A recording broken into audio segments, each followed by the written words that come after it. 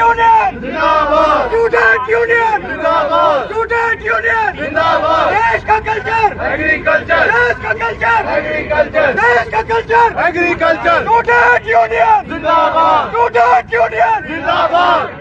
कर रहे हैं महाराज साहब की प्रतिमा के नीचे बैठ के, क्योंकि ये जस्टिस की प्रतिमा है। महाराज साहब कहते थे I have no religion, justice is my religion. वैसे ही हम उम्मीद करती हैं जो आज की सरकारें हैं कि वो भी हम बच्चों के साथ जस्टिस करें। पिछले 20 सालों से एग्रीकल्चर डिपार्टमेंट में जो है वो धांधली चल रही है। एक भी post Jammu Kashmir public service commission को रेफर नहीं किया गया एग्रीकल्चर टेक्नोक्रेट के लिए। 50% डायरेक्ट रिक्रूटमेंट का कोटा होता है डिपार्टमेंट में। उस हिसाब से हमारी 300 से 350 जो है वो पोस्टें बनती हैं। लेकिन आप ये सोचिए कि 20 साल हो गए हैं, आज एक सिंगल पोस्ट जो है वो रेफर नहीं की गई। क्यों नहीं की गई? क्योंकि कुछ चंद लोग जो अंदर बैठे हैं उन्होंने सांठगांठ रखी हुई है ऊपर कुछ उच्च अधिकारियों के साथ, और जैसे ही रिक्रूटमेंट की बात आती है वो पैसा लेके पहुंच जाते हैं, बोलते हैं जनाब साड़ी प्रमोशन करो, हमें ही प्रमोशन दो, इनको बाहर वालों को रहन दो, अभी रोको। इतने ज्यादा गिर गए ये नीचे कि इन्होंने रिक्रूटमेंट कोटा को कम करवा दिया। 50% डायरेक्ट रिक्रूटमेंट कोटा था, उसको 20% करवा दिया पीएससी का।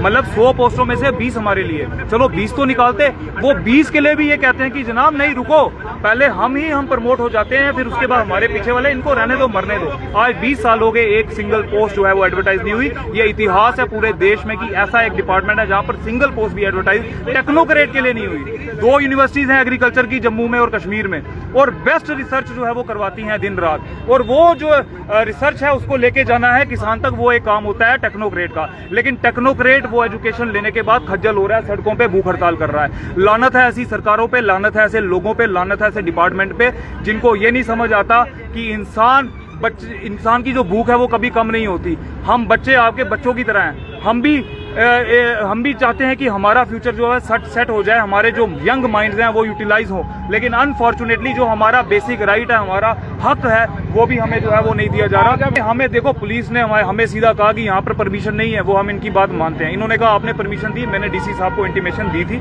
उन्होंने इंटीमेशन लेटर निकाला है। अब ये कह रहे हैं कि यहाँ पर 144 लगा है। मैंने कहा कोई बात नहीं, हम आपकी बात मान रहे हैं। अब आप भाई बंधु मीडिया वाले आ रहे हैं बाइट लेने के लिए, हम बाइट दे रहे हैं, इसके अपने प्रेस क्लब में बाहर जाके बैठ जाएंगे।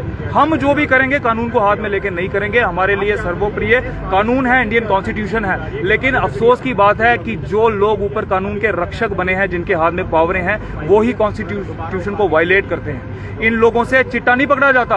कितने लोग मर गए, ये पुलिस को लगा देते हैं बच्चों को रोकने के लिए। लगाओ ना, नशे को रोको, गो तस्करों को रोको, वो नहीं होता, लेकिन बच्चों को रोको। इनकी गलती नहीं है, ये तो ड्यूटी कर रहे हैं, ये भी गवर्नमेंट सर्वेंट्स हैं। जो गवर्नमेंट में ऊपर लोग बैठे हैं, मैं उनसे पूछना चाहता हूं कि आप लोग जो ये डेलिब्रेट अटेम्प्ट कर रहे हो ना, डेमोक्रेसी के ऊपर अटैक कर रहे हो, आवाजों को दबाया जा रहा है, लीडरशिप को खत्म किया जा रहा है, ये देश के लिए सही नहीं। हमारी मेन डिमांड ये है कि हमारा 50% डायरेक्ट रिक्रूटमेंट का कोटा है जेके पब्लिक सर्विस कमीशन का एग्रीकल्चर डिपार्टमेंट में, वो इंटैक्ट किया जाए जल्द से जल्द। इंश्योर किया जाए हमें कि वो पोस्टें जो है वो जल्दी से पीएससी को रेफर हो, और through healthy competition, through exam, through written exam और वाइवा हमारे बच्चे जो है वो डिपार्टमेंट को सर्व करें। अदरवाइज ये इंटेंसिफाई होगी एजिटेशन और हम फास्ट एंड टू डेथ तक बैठेंगे। ये हमने मन बना लिया। धन्यवाद।